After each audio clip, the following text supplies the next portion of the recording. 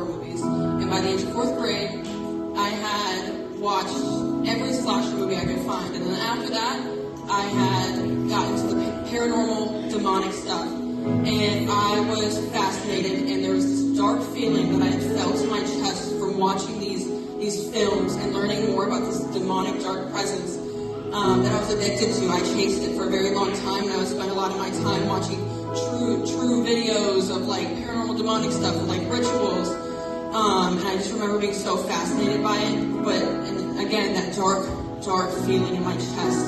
It was addicting, but it was dark, and I felt it all over my body, and it went with me everywhere I went. And last year in July, I was 19, and I was sleeping, and I had this dream, and in this dream, everything was shaking, and I was scared, I didn't know what to do. And then there was this name that was repeating. My mom was in this dream. I was at my mom's house, and there was this name that kept repeating, and there was this fear inside of me I had never felt before in my life. It was so dark, and I had woke up, and I had Googled that name that I had heard in my dream, and it was a well-known demon, and I was scared for my life. I didn't know what to do, and so the only thing I had to turn to was these movies I watched. I was like, how do I get rid of this? What do I do? I don't know how to get rid of this demon. Something's coming for me. I'm scared. I need protection. And in these movies, the only thing that I had ever heard them say to get rid of these demons is to speak the name of Jesus. And the Father, the Son, and the Holy Spirit.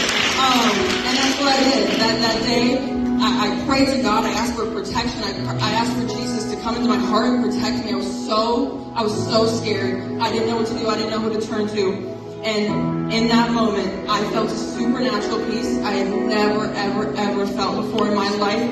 And this trauma and this fear and this darkness that I carried within my chest and my body for years had lifted, and I had felt this peace unlike any other peace I've ever felt before.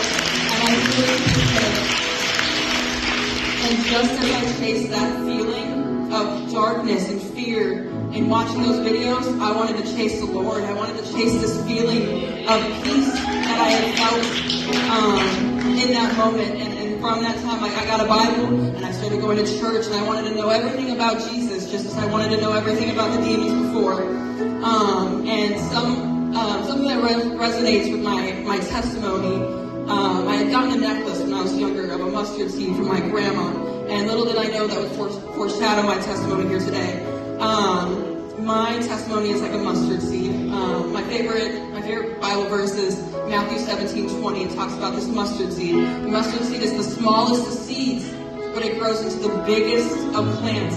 And in that moment, I had mustard seed faith, but now it's grown, and it's still growing to this day. And like more faith is smaller than mustard seed. God says you can move mountains.